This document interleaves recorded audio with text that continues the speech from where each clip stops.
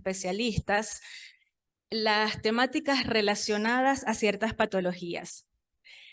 El doctor Uníades Urbina Medina escribió en la introducción del programa de este congreso que los participantes y coautores de esta experiencia científica dejarían muy en alto el gentilicio y la ciencia hecha en Venezuela. Yo quiero decirles que Atlas Academy va a cimentar las bases sólidas para potenciar ese nivel y además proyectarlo internacionalmente. En el complejo mundo en el que vivimos, quienes estamos hoy aquí de paso por esta tierra, somos conscientes de la importancia de abrir procesos que, como dice Papa Francisco, quizás nos permitan ver nacer flores en el desierto. Muchísimas gracias.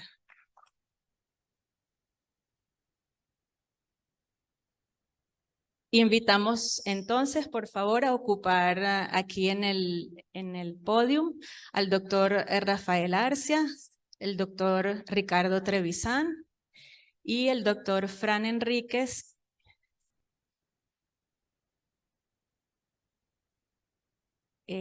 Son estos especialistas que nos acompañan esta tarde, son con quienes hemos hecho estas experiencias de desarrollo científico nacional y ahora nos comparten, además de las experiencias, los aportes concretos que han creado en el área de la traumatología. Doctor Arcia, a usted la palabra.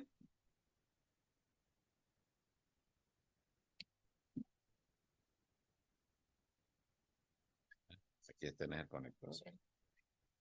Segundito.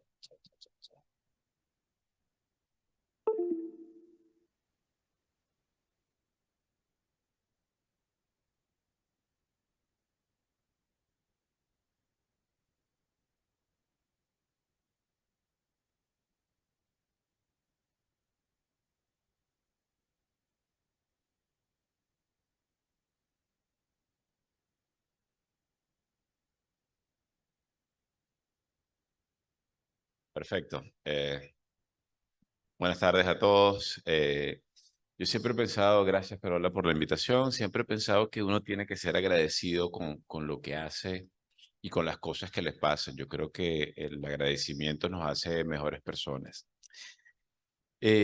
Con respecto a lo que acaba de decir Carola de lo que es la formación a nivel de lo que es la preparación, no solamente desde el punto de vista médico, sino desde el punto de vista de hacer implantes, hacer sistemas, hacer academia. De verdad que siempre he pensado que cualquier crisis nos va a llevar a hacer cosas mucho mejores y a trabajar en pro de los demás. Yo creo que de ahí es donde comienza la humanidad. Le voy a hablar un poco hoy de lo que es la influencia del pie plano en niños y adolescentes en el equilibrio global del cuerpo. Por mucho tiempo pensamos que el pie era algo tan sencillo que simplemente lo pasábamos por debajo de la mesa y simplemente cuando teníamos un pie plano, el médico o el traumatólogo o el ortopedista simplemente lo que hacía era nos colocaba unas boticas ortopédicas, unas plantillas y no entendíamos más de allí. Simplemente, bueno, quédate con eso, mi papá es así, mi abuelo es así, mi tío es así y comenzábamos a tener ese gran problema. De hecho, los primeros conceptos del pie plano simplemente es esto, una deformidad asociada con el colapso con el colapso del arco plantar medial longitudinal del pie, valgo de talón y aducción. Algo tan sencillo. Solamente Viladot, en el año 2007, el doctor Viladot es un español que empezó a hablar del pie como una estructura tridimensional variable, esencial para la posición bípeda. Nosotros tenemos que andar erguidos, nosotros usamos los pies todos los días. Y de ahí comenzó esa preocupación de por qué el pie afectaba tanto nuestra postura y toda la biomecánica de nuestro cuerpo. Entonces, ¿qué entendemos del pie? Es un sistema que soporta carga, mantiene el equilibrio con el resto de las estructuras. Su deformidad aumenta el gasto energético. Nosotros estamos hechos para disminuir el gasto energético, para poder caminar 10, 20 kilómetros y que esto no nos afecte para nada. Cuando tenemos deformidades vamos a tener el gran problema que esto nos va a afectar. Si ven esta imagen que tenemos aquí, Fíjense, cuando hay una alteración a nivel del pie, fíjense, afecta rodilla, afecta cadera y por consiguiente afecta la columna. Nuestros pies definitivamente son la base para que esto funcione, para que de alguna manera podamos mantenernos aquí como estoy yo parado y ustedes puedan caminar toda la distancia que quieran. Hay unas funciones, según el doctor Golchar, que nos habla de la función motórica activa. ¿Qué es esto? Sencilla y llanamente nos dice que nosotros, el pie no está hecho solamente para soportar carga, sino que es una estructura que nos mantiene en movimiento. El pie está diseñado para hacer ese movimiento. Función de equilibrio, si no tenemos un pie estable, el pie hace que perdamos el equilibrio. Hay un sistema o hay alguien, un enemigo silente que es la gravedad que nos aplasta. Si nuestro pie no está en una posición adecuada, nos mantiene aplastados. Y las técnicas especializadas que son los sistemas propioceptivos en el pie. ¿Podemos analizar la deformidad? Sí, es una estructura precisa, una estructura perfecta el pie, donde tiene 3 arcos plantares, un arco plantar medial, uno lateral y uno anterior. Si ese equilibrio de esos 3 arcos se pierde, ahí comienza nuestro colapso y comienza nuestro problema. No se habían analizado los pies, sencillamente pensábamos que un pie plano era un pie plano, listo. Pero con el paso del tiempo nos fuimos dando cuenta que el pie plano es una estructura que tiene una deformidad específica y tiene varios sitios de la deformidad. Por eso es que un pie plano no se puede clasificar en una sola estructura o una sola patología. Entonces tenemos pies planos que son subtalares, que donde está la deformidad es a nivel de la articulación astragalo-escafoidea, o en el medio pie, que también vamos a conseguir deformidades. Podemos tener un pie plano mixto y una de las cosas que de repente lo dejamos y lo pasamos por debajo de la mesa es el pie plano cabo. Claro, tiene arco plantar el paciente, pero el pie está derrumbado y muchas veces los médicos no entendemos qué pasa con ese tipo de pie y ahí es donde comienza nuestro enredo y nuestro problema. Ahora, ¿cómo mantiene el pie nuestro gasto energético? Vamos a tener unas variables independientes y unas variables dependientes. No me voy a parar a explicar esto aquí, pero sí quiero que sepan que cuando hay una deformidad a nivel del pie, nos causa un problema a nivel del tobillo, nos causa un nivel a nivel de la cadera y vamos subiendo y eso es lo que queremos frenar de alguna manera. Fíjense que aquí comenzamos a analizar qué pasa con el pie, dónde está la deformidad. Eso que se dice Cora es el centro de rotación de la angulación de la deformidad. Eso tenemos que buscarlo cuando tenemos que hacer algún tipo de corrección en el pie plano. Por supuesto, cada vez más nos fuimos interesando en qué pasa con el pie plano y comenzamos a hacer estudios. Este estudio del año 2020 una revista española, se preocupó por cómo funciona biomecánicamente el pie. Y allí comenzamos a darnos cuenta que tenemos un mundo, un mar aparte, lo que es el pie plano. No solamente la parte de estructura ósea, también tenemos que ver qué pasa con los tejidos blandos. Mucha gente se enfocó en la parte blanda y los tendones y eso, qué pasaba, pero no entendíamos porque no sabíamos cuál era la causa. Por esto es que comenzamos a estudiar también el pie en conjunto, la parte ósea con la parte de tejidos blandos. Principalmente los músculos involucrados aquí tenemos el tibial posterior y los peroneos, especialmente el peroneo lateral largo. El tendón de Aquiles. Wow, eso fue un dolor de cabeza porque todo el mundo pensó que el tendón de Aquiles era algo que era parte del pie. Y resulta que el tendón de Aquiles es algo muy importante, funciona como un brazo de palanca. Y si este tendón de Aquiles está corto o está laxo, nos causa un colapso del pie. Y eso tenemos que entenderlo a la hora de cuando comencemos a tratar el pie. Por supuesto, ¿cómo se distribuyen las cargas? Comenzamos con el calcáneo. El calcáneo se va hacia medial, hacia adelante y hacia abajo. Así eso es lo que pasa cuando tenemos con el astrágalo. Eso es lo que pasa con el astrágalo. El calcáneo simplemente se va hacia un lado y se derrumba, se pone verticalizado. Ya van a ver qué pasa. En el escafoide, que era otro hueso que no se tomaba en cuenta, ese huesito tan pequeño sencillamente tiene tanta fuerza que arrastra todo el pie hacia la parte lateral. Por eso muchos de los sistemas que se crearon anteriormente corregían la parte solamente de retropié, de medio pie, pero el antepié quedaba deforme. Y no entendíamos, bueno, pero si yo corregí el pie plano, ¿por qué el niño sigue presentando dolor? ¿O por qué ese adulto sigue presentando dolor? Y era que no entendíamos cómo funcionaba esto. Esta imagen importantísima, fíjense que el eje que tiene que tener no solamente el pie, la tibia con relación a todos los huesos del pie. Cuando se pierde esa relación, la carga pasa por un lado y es cuando comenzamos a tener esos desastres de artrosis o pie planos estructurados dolorosos que no nos dejan caminar y no nos dejan ni siquiera calzarnos bien. ¿Cuál es el diagnóstico? Lo vamos a hacer por la parte de clínica, radiología. Eso no vamos a detenernos aquí tampoco, sencillamente, ¿qué nos va a causar problema? ¿Cuál otro sistema podemos tener para que nos dé qué tipo de pie plano estamos teniendo? La fotopodografía. Esto nos va a decir más o menos en qué tipo de pie estamos y cuál es la severidad del problema que vamos a tener. Síntomas. Todo el mundo piensa, no, el pie plano comienza doliendo. No, el dolor es lo último o una de las últimas cosas que vamos a sentir. Lo primero que vamos a sentir es cansancio, alteraciones en el equilibrio. No esperen que a un niño le vaya a doler el pie. Punto. El pie del niño no duele, pero sí se va a quejar de cansancio, sí se va a quejar la mamá de que se cae. Ese niño se cae mucho y allí es donde comenzamos a tener esto. Luego viene el dolor, pero cuando el paciente o el niño llega con dolor a la consulta, nosotros tenemos que tomar un preventivo, porque el dolor quiere decir que algo se está deteriorando, que algo se está dañando. Por supuesto, las deformidades ya son consecuencias de no haber tratado ese pie a tiempo y la rigidez es la consecuencia que nos toca a nosotros, a los adultos.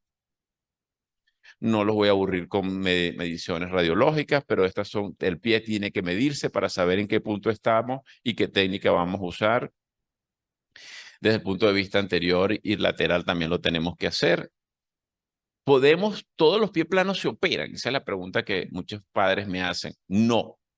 Tenemos que saber qué tipo de pie tenemos y hasta dónde estamos llegando con este tipo de pie.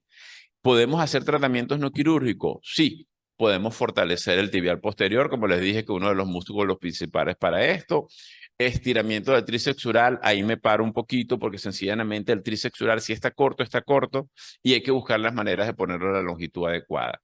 Corregir lo que es la postura y la bipedestación del pie, lo podemos hacer con medicina física y rehabilitación. ¿Por qué dejo ortesis en esta charla todavía? Porque todavía hay personas, médicos, que seguimos pensando que la ortesis nos va a corregir el pie plano. Definitivamente no. Tenemos que buscar la corrección del pie plano para que esto funcione. Si no, ese pie va a estar toda la vida causándonos dolor, molestia. Y eso es importante tenerlo claro. Tenemos que tener unos criterios quirúrgicos. Este doctor Labovitz nos ayuda muchísimo y nos dice que se considera la cirugía en pacientes que no han respondido al tratamiento conservador y experimentan fatiga, incapacidad o dolor. ¿Qué pasa? Tú le puedes colocar a tu niño plantillas para la playa o plastilla para una piscina o va a dormir con plantillas. No. Entonces, sencillamente, eso probablemente se va a ir siendo progresivo a medida que el niño va creciendo y va adquiriendo cierto peso. Dentro de los tratamientos quirúrgicos tenemos unos tratamientos tendinosos y unos tratamientos de tipo óseo. Los tratamientos tendinosos, por lo menos en los pacientes idiopáticos, y después discutimos con el doctor Trevisan, que siempre estamos en eso, que si usamos los avances de los tendones, sí o no. Eso depende. Yo soy más mecánico y busco la causa principal. Si la deformidad está allí, probablemente el avance va a mejorar una parte. Así que yo la dejo como una cirugía de segunda opción para este tipo de pacientes. Dentro de los tratamientos óseos, lo primero que se puso de moda fue el gold standard, fue el alargamiento de la columna lateral o el alargamiento de calcáneo. Es una cirugía muy demandante, yo creo que ya yo no la voy a usar más, a menos que sea muy necesario el paciente la amerite, pero para las cirugías idiopáticas que yo hago no me convence hacer este tipo de cirugía que tengo que sacar injerto de la cadera del paciente. Es muy demandante y con muchos problemas a nivel de lo que es la comorbilidad en estos pacientes. Aquí hay varios artículos que nos hablan de esta parte de qué podemos hacer, hacia dónde vamos. Y comenzamos a hacer y ha hecho algo la artrorisis, tanto extraarticular como intraarticular en el mundo, que nos ha ido haciendo cambiar la manera de pensar. Una cirugía sencilla ya la hacemos percutánea, con pocas complicaciones, y es lo que nos está llevando a esto. Comenzamos con el calcáneo Stott, que es una cirugía que preconizó el doctor Recadeo Álvarez, un español. Los norteamericanos y mucha parte de Europa no creían en esto hasta que se fueron convenciendo que podíamos mejorar el pie de esta manera. Cuando llegó a Venezuela yo dije, este es lo máximo. Yo resuelvo a todos los pacientes de la misma manera. Pues no. Resulta que los niños crecen, la forma del pie, y cuando entienden que hay varios tipos de pie, te vas a dar cuenta que esto no me va a solucionar todos los problemas. Es más, uno siempre cuenta las que gana, pero no las que pierde. Pero cuando yo veía algunos pacientes que le había hecho la cirugía y veía que no funcionaba como era, que el pie seguía derrumbado, que seguía el cansancio, que seguía la pérdida de equilibrio en el paciente, dije, no, algo está fallando. Y la crisis me llevó, porque quise traer, yo soy muy esnovista, quise traer cosas nuevas para ese pie plano y no lo logré. ¿Por qué? Porque estábamos en crisis, estábamos en bloqueo, lo que sea. Pero no logré. ¿Qué me tocó? Sentarme y empezar a diseñar. Y en ese momento conocí a mi querida Carolina Ternauska y a la compañía Atlas y a la compañía Calvin Medical, donde comenzamos a darnos cuenta que teníamos que unirnos para sentar y diseñar sistemas propios. Uno de los grandes problemas que tenemos en Venezuela, o tenemos el venezolano, es que no nos sentimos orgullosos de lo que hacemos. Y yo creo que esa es una de las cosas que tenemos que empezar a cambiar, sentirnos orgullosos de lo que hacemos, sentirnos que eso puede ser mucho mejor que cualquier otro material que se pueda hacer fuera de nuestro país. Yo creo que eso es el aporte que vamos a dejar o el cambio que vamos a dejar para la nueva Venezuela que queremos. ¿Cómo funciona el sistema STAR? Sencillamente, él se coloca en una zona debajo del astrágalo, ese hueso que ustedes ven aquí, y vamos por una zona que no hay articulaciones. ¿Qué diferencia tiene esta con respecto a las otras tipos de endoprótesis o sistemas que podemos usar para el pie? Es que esta no va a dañar las articulaciones y no va a hacer un cierre o una artrodesis accidental de la articulación subtalar, que era lo que nos pasaba con muchas de este tipo de ortesis que vienen al país. La forma de colocarlo es oblicua al seno del tarso, porque el seno del tarso tiene un espacio, que es ese espacio que le acabo de mostrar, que no tiene articulación, y él no es completamente perpendicular. Cuando lo colocamos perpendicular, comenzamos a rayar o a dañar las articulaciones que están allí. Fíjense que es un sistema, aquí está la caja de instrumentación, es un sistema bastante amigable, sencillo, percutáneo, que es lo más interesante, porque los papás siempre preguntan, ¿y las cicatrices, doctor? No. Aquí sencillamente buscamos una solución adecuada, simple, con pocas complicaciones para mejorar la vida del paciente. Aquí tenemos unos ejemplos. Al principio lo usé solamente para pie plano idiopático, pero me di cuenta que yo trabajo con pacientes con osteogénesis imperfecta, que son los llamados niños de cristal, que corregía las piernas, las ponías derechas, pero los pies no servían. Perdían la marcha los pacientes. Entonces, me atreví a usar el STAR para estos niños y me di cuenta que sí funcionaba, porque el colocar en el espacio preciso, en el momento preciso, van a darse cuenta cómo corrige y mantiene la alineación del pie, que es lo que buscamos siempre para esto. Este doctor que ven aquí, Peter Steven, es el papá o uno de los padres de la ortopedia, uno de los grandes creadores a nivel mundial. Y qué satisfacción, estamos trabajando desde hace 4 años aproximadamente, y ver a él que en el 2021 crea una endoprótesis o un sistema parecido al que nosotros hemos hecho aquí en Venezuela, eso no tiene precio. Eso es sentirme bien conmigo mismo y sentirme bien con las cosas que estoy haciendo. Este otro sistema es un sistema americano, pero esto es lo último que podemos hacer cuando ya la articulación se daña, que es la artrodesis, que es fusionar una articulación. Yo siempre dejo esto de último porque ya no hay vuelta atrás. Después que tú fusionas una articulación, ya no puedes hacer otra cosa. Entonces, esto es lo que hacemos ya cuando el pie, nos llegan pies de adultos, nos llegan pies estructurados, para que esto no nos pase. Aquí tenemos algunos de los ejemplos. Este es Alejandro, uno de los primeros niños que se le colocó el STAR de inicio, se le colocó su sistema. Esa imagen, ese video que ven allí saltando son 12 semanas después de la cirugía. Que generalmente cuando nos hacían un pie plano, cuando hacíamos las estotomías de calcáneo, teníamos que esperar que el paciente se recuperara. Caminar las primeras semanas era imposible. Eso no se creía.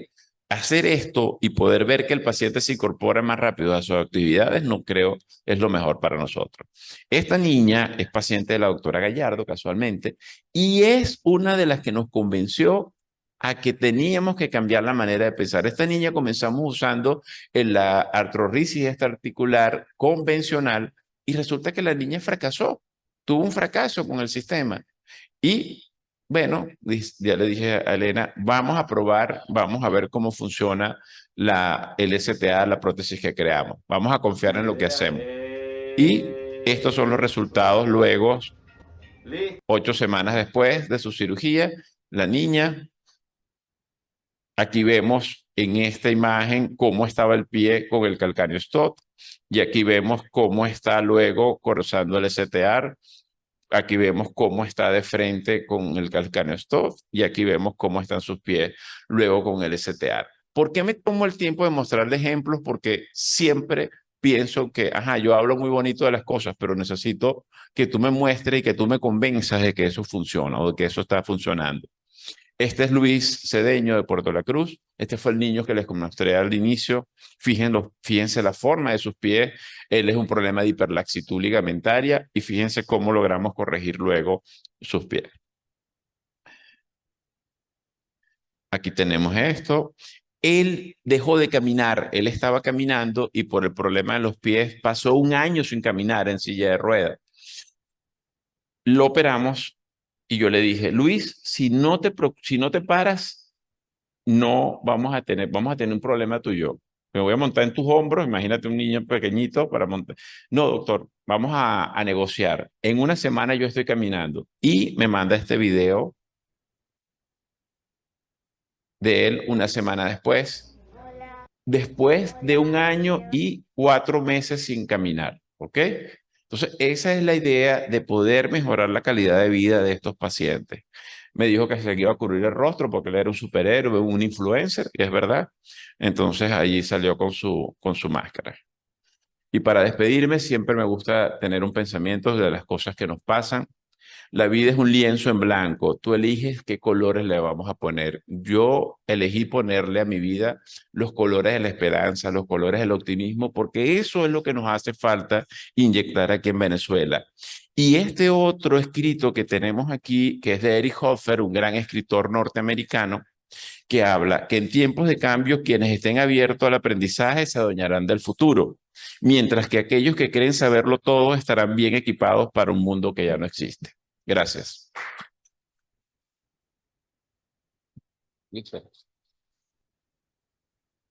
Gracias.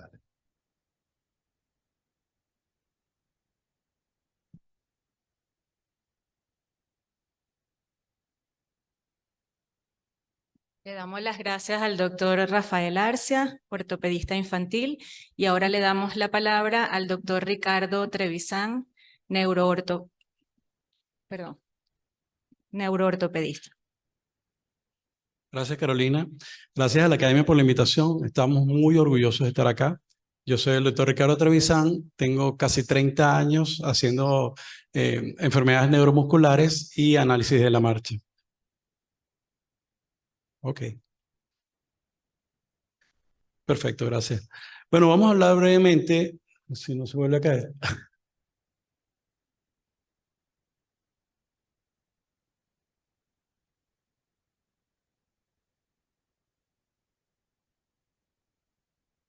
Ok, vamos a hablar brevemente de qué nos llevó a hacer o a intentar hacer diseños nuevos para lo que yo hago todos los días. Todos los días yo trato de corregir las deformidades producto de enfermedades neurológicas que caracterizan un mal caminar.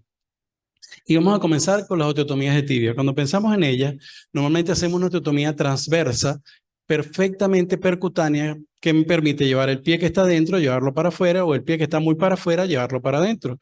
Las formas habituales de fijación de esa osteotomía son con alambres cruzados, son con tutores multiplanares, como el tutor de Ilizarov o con un tutor monoplanar, o eventualmente lo más utilizado es lo que se llama pin cast. Pasas un alambre a través de la tibia y lo fijas con un yeso y usas el pie para mantener la rotación en la posición adecuada.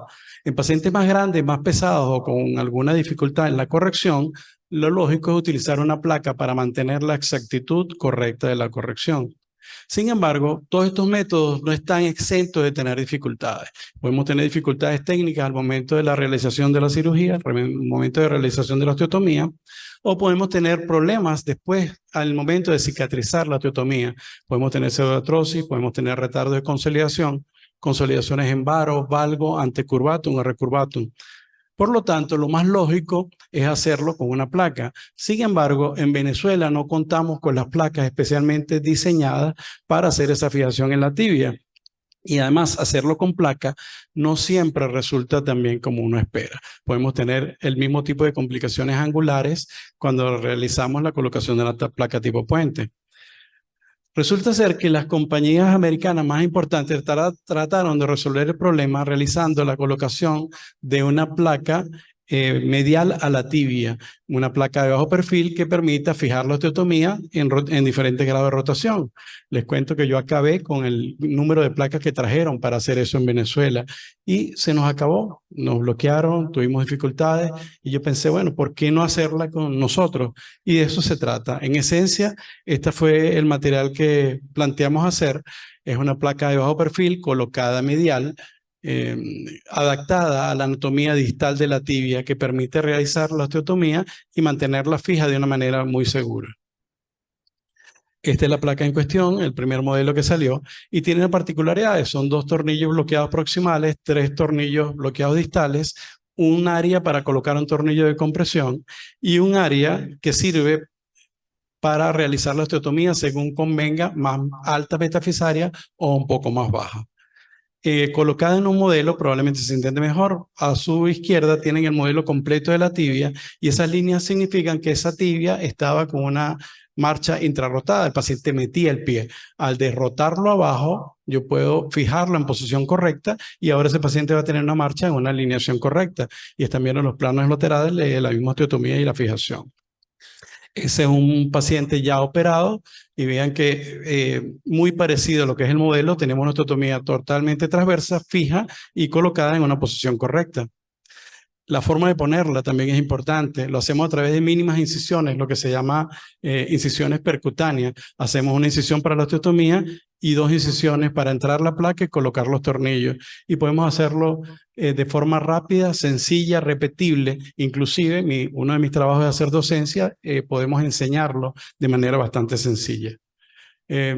Para ustedes es más fácil entender probablemente esto. Un paciente que tiene una mala alineación de la articulación tibioastragalina, por supuesto va a tener un pie plano muy severo, y yo quiero producir la corrección. Y la forma de corrección, si no lo hago con una placa, no es muy sencilla. Con esta placa, fíjense que pudimos tener una corrección del valgo distal tibial para alinearlo adecuadamente y fijarlo con una placa diseñada en Venezuela, inclusive mucho más económica que la que podemos conseguir en el mercado americano.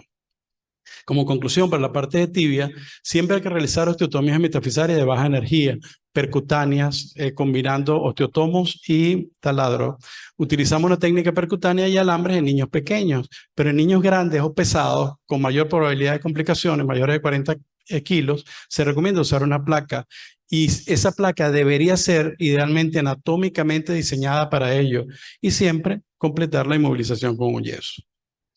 Subiendo 5 peldaños en la escalera de dificultad, también diseñamos un material para hacer osteotomías varizantes de fémur proximal.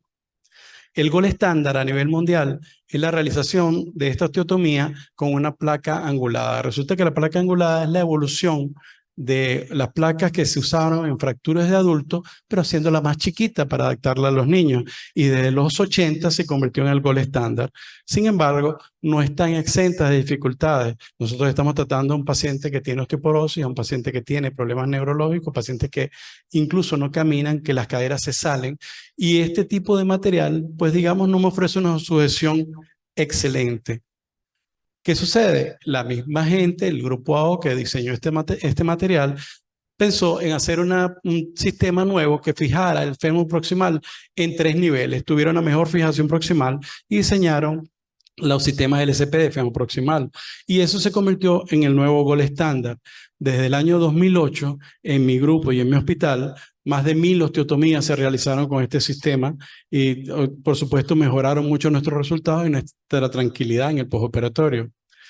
Pero, debido a una serie de razones que todos compartimos, ya no tenemos posibilidad de adquirir ese tipo de material. Es muy costoso para nuestros pacientes e inclusive muy difícil traerlo a Venezuela.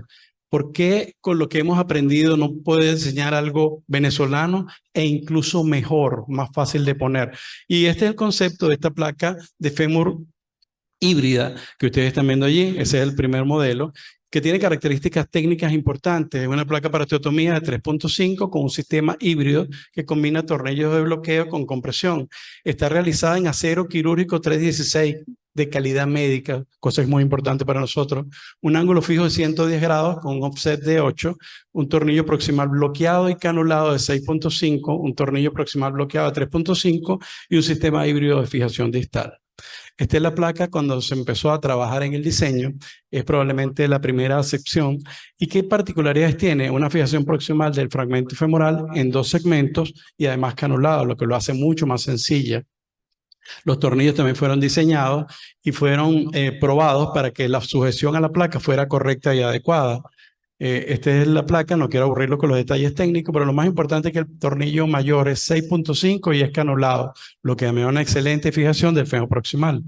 También diseñamos material para poderla poner. Diseñamos esta guía de bloque sencilla que me permite usar guías de broca y hacer la cirugía de manera más rápida. Esta es la placa colocada, la forma como debería quedar en esencia cuando se transmite o se coloca en el hueso. Y una cosa que para mí era muy importante, realizarle pruebas de carga. Y tuvimos el apoyo de la Universidad Simón Bolívar en su Facultad de Biomateriales, donde realizamos las pruebas de carga y ese material tolera 120 newton, que es mucho más que las placas que están en la competencia. Vamos a ver algún ejemplo. Esta es una niña de Down, está colocada en posición prono, y ustedes ven la cantidad de rotación que tiene esa niña. Por supuesto, le cuesta mucho caminar porque mete mucho los pies. Radiológicamente, ustedes ven que las caderas están fuera de su sitio, lo que nosotros llamamos subluxas. Hacemos un abordaje lateral, un abordaje entre 6 a 10 centímetros, dependiendo del paciente, y vamos a colocar una primera clavija a manos libres con intensificador de imágenes, como están viendo allí, tratando de estar exactamente en el centro del cuello. Luego vamos a usar la guía de bloque que diseñamos y vamos a realizar la colocación de una segunda clavija que sirve como antirrotatorio y antitorque. Luego vamos a hacer una osteotomía exactamente en el punto donde la guía de bloque lo permite o lo señala. De esta forma vamos a sustituir las guías por un tornillo canulado 6.5. No hay forma de fallar. El tornillo va a ir por donde estaba la guía y vamos a colocar un segundo tornillo que va dirigido al cálcar. Eso me da 2 direcciones diferentes y 2 fuerzas diferentes para sujetar el fémur proximal. Luego vamos a producir la corrección y la fijación con una pinza para tratar de lo que esté muy interno, llevarlo ligeramente hacia externo, según convenga. Y vamos a colocar los tornillos distales, los 2 primeros en compresión y el último en bloqueo. Eso hace una técnica híbrida que, según la literatura, es el mejor resultado para equilibrar la construcción de nuestro paciente. Esa es la forma como queda la placa colocada y el cierre con la osteotomía concluida. Realmente estamos muy orgullosos de este resultado, muy orgullosos de que esto se haya hecho en Venezuela y que podamos tener esto ahora como una nueva arma para poder tratar a nuestros pacientes. ¿Se acuerdan de la radiografía del paciente? Ustedes ven que las caderas estaban subluxas y esas son las radiografías inmediatas donde se ve la cadera reducida en posición y en la parte más profunda del acetábulo. ¿Se acuerdan el examen preoperatorio? Ustedes ven que la niña podía poner las piernas prácticamente pegadas al suelo, eso significa casi 90 grados de rotación interna, y nosotros agotamos esa rotación, la convertimos en rotación externa, para que nuestro paciente cuando se pare pueda caminar con los pies hacia afuera. Como conclusión, es una técnica sencilla, rápida y reproducible, fácil al colocar una sola guía, lo que lo hace mucho más sencillo de trabajar. No lo saben, pero la técnica original lleva 4 guías en el fémur proximal. Se adapta más fácil a cuellos que tengan deformidad, tiene una buena fijación del fragmento proximal, por supuesto, disminuye el tiempo de cirugía y disminuye la irradiación. Quería dejarles como mensaje final que es posible realizar instrumentales de alta calidad cumpliendo con los más altos estándares de diseño y material. Tenemos la experiencia, tenemos los ingenieros, tenemos el personal, tenemos el apoyo de universidades venezolanas y de compañías venezolanas como Atlas. Entonces, lo más importante, nuestros pacientes lo necesitan. Muchas gracias.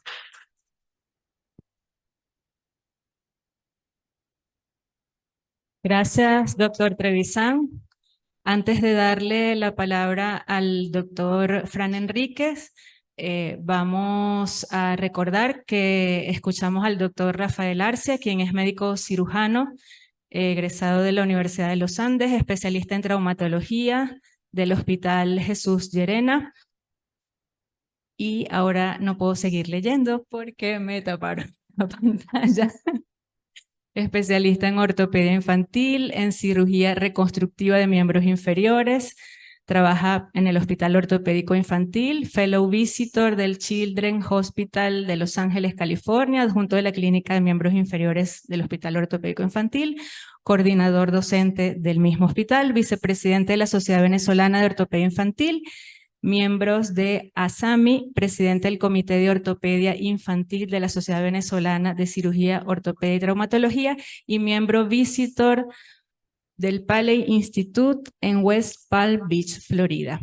Y el doctor Ricardo Trevisan, docente universitario, más de bueno, lo dijo él mismo, sus 20 años de trabajo en investigación científica en el área de ortopedia infantil y enfermedades neuromusculares, obteniendo 8 premios nacionales de traumatología y ortopedia, especialista consultor de Sintes y Ortopediatrics, expresidente de la Sociedad Latinoamericana de Ortopedia y Traumatología Infantil, en el año 2020, especialista en el Centro Médico de Caracas y en el Hospital Ortopédico Infantil. Presentamos anticipadamente al doctor Fran Enríquez, quien es médico cirujano, egresado de la Universidad de Carabobo, maestría en epidemiología, Escuela Arnoldo Gabaldón, posgrado de cirugía, ortopedia y traumatología del Hospital Militar Dr. Carlos Arbelo, tiene posgrado de cirugía de columna vertebral del Hospital Militar Dr. Carlos Arbelo, fellowship en deformidades vertebrales del Hospital Militar Santiago de Chile, médico forense de la Escuela de Fiscales Públicos, jefe de posgrado de cirugía vertebral del Hospital Militar Dr. Carlos Albero. La palabra al doctor Fran Enríquez. Buenas tardes, gracias a la Academia por esta invitación que nos hace cordialmente. Es un placer para mí compartir con mis maestros que me vieron crecer en este campo desde mis inicios como residente de posgrado. Voy a hablar brevemente sobre lo que es el avance científico y tecnológico de la cirugía vertebral en Venezuela. Y quiero hacerlo con 2 casos clínicos para que me entiendan. La escoliosis es un problema que atañe tanto a los pacientes adolescentes como pacientes de edades avanzadas y adultos jóvenes. En este caso tenemos una paciente de 19 años de edad. Como podemos ver, hay un déficit o una desviación del eje anteroposterior de la columna vertebral. El eje sagital también tiene una hiperordosis lumbar con una cifosis rectificada. Hacemos una prueba de test de Adams donde podemos ver una jiba hacia el lado derecho. Generalmente, estos pacientes consultan a esta edad por deformidad y por dolor. La escoliosis idiopática del adolescente no duele. El niño nunca va a consultar por dolor, a diferencia de la escoliosis del adulto joven, donde sí consulta por dolor y por deformidad. No los voy a marear tanto con estas imágenes, son estudios radiológicos importantes para nosotros para poder determinar en sí cuál va a ser el plan quirúrgico a la hora de corregir este tipo de deformidad. En este caso, esta paciente tiene una doble curvatura, una cura principal lumbar y una cura compensadora torácica, produciendo una deformidad de todo el eje axial de la columna vertebral, así como la parte pélvica. Hay una discrepancia de los miembros inferiores a defensa del lado izquierdo, a su vez que está incrementado porque la paciente tuvo una fractura antigua supracondilia que fue tratada ortopédicamente, lo cual incrementa la discrepancia del miembro inferior del lado izquierdo. En este caso nos valemos de la prueba dinámicas, que son pruebas que nos van a permitir a nosotros hacer una planificación de cuánto va a ser el índice de corrección de esta curvatura. Son pacientes que nos valemos del índice de Koch. El índice de Koch nos permite a nosotros ver cuál es el grado de deformidad que tiene, cuál es la angulación y la concavidad de cada curva. En este caso, la curvatura lumbar tiene una deformidad de 48 grados, la curvatura torácica de 32 grados, y la sagital de 17 grados, está casi rectificada. Usamos varios modificadores que son importantes para nosotros a la hora de la planificación quirúrgica. El tipo de curva, los modificadores lumbares y los modificadores torácicos. Estos tienen para nosotros ciertos valores que no los voy a nombrar en este momento. Es vital para nosotros, los cirujanos vertebrales y para los traumatólogos, usar las clasificaciones, porque las clasificaciones nos permiten a nosotros dar diagnóstico, pronóstico y tratamiento al paciente. Por eso es importante usar las clasificaciones. En este caso usamos la clasificación de Elenke. Para muchos lo ven muy compleja, muy engordosa, pero a medida que nosotros vamos ejercitándola, se hace sumamente sencilla, veraz y efectiva a la hora de poder hacer una planificación en cuanto a una corrección quirúrgica. Los cirujanos vertebrales quedamos en una etapa o en una transición. Hasta el momento todo está igual. Usamos la misma planificación, usábamos la corrección quirúrgica a mano alzada, como nos enseñaron nuestros maestros. ¿Qué significa a mano alzada? Los cirujanos vertebrales tenemos el cuerpo vertebral en 3 dimensiones en nuestro cerebro. Es decir, tenemos la deformidad, tenemos la inclinación y la dotación del cuerpo vertebral, así como los reparos anatómicos. Podemos colocar el tornillo transpedicular sin intensificador ni imagen, seguido por los reparos anatómicos. Pero podemos muchas veces fallar, porque muchas veces nosotros podemos incidir en el pedículo como tal, pero muchas veces no podemos saber cuál es la inclinación y la dotación de ese cuerpo vertebral, donde podemos causar daño, porque podemos caer en lo que es el foramen, que es la emergencia de la raíz nerviosa, o en el propio canal raquimedular. Es así cuando la compañía Atlas, con su equipo multidisciplinario, tratan de hacer más factible y más benevolente la cirugía vertebral, de tal manera, en primer lugar, de disminuir tiempo quirúrgico. Son cirugías donde en manos especializadas podemos tener entre 6 y 8 horas de quirófano. Otras se llevan 12, 15 horas, depende del equipo quirúrgico que la vaya a hacer y de la complejidad del paciente. Hay equipos actualmente en el viejo mundo, como es el neuronavegador, es un equipo muy costoso que no podemos atenderlo nosotros. Entonces, es así cuando el equipo multidisciplinario de Atlas dice, bueno, ¿por qué no creamos un sistema que sea dinámico, que sea factible y dé mucha información muy parecida al neuronavegador? Y es cuando aparece el sistema de plantillas. El sistema de plantillas es un sistema que va a captar o va a copiar la deformidad de los pacientes. Este sistema de plantilla obtenemos la información del paciente a través de una tomografía a 0.5, 1.25 metros foco placa. Y allí esa información va a ser suministrada junto con el equipo multidisciplinario de Atlas y sus laboratorios que están en México. Van a introducir toda esta información en un software, de esta manera que este software va a copiar la deformidad que tiene el paciente en estas plantillas. Cada plantilla es individualizada de acuerdo al nivel de la deformidad. Al principio usábamos las plantillas solamente en estos segmentos vertebrales donde el índice de dotación era muy severo y dejábamos los otros segmentos a mano alzada. Pero el índice costo-beneficio es el mismo. Decidimos que planificaran la plantilla a todos los niveles y de esta manera disminuir el tiempo quirúrgico, que es vital para nosotros. Disminuimos tiempo quirúrgico, disminuimos el riesgo de infecciones y, por supuesto, disminuimos el riesgo de daño neurológico. Las plantillas en sí, el formato, no da el diámetro y la longitud del tornillo que vamos a colocar dependiendo a cada segmento que vamos a estudiar. En lo particular, yo me guío por estos niveles, por este renglón, pero uso siempre una medida por debajo. Los tornillos torácicos yo los coloco de 4.5 por 35 o 40 milímetros. Los tornillos lumbares los coloco de 5.5 por 40 milímetros, que es generalmente la estructura ósea que tiene el venezolano, salvo que sean niños, donde coloco un tornillo de 4.0 por 35 milímetros. Una vez colocadas las plantillas, la plantilla va a reposar en sí sobre una estructura ósea.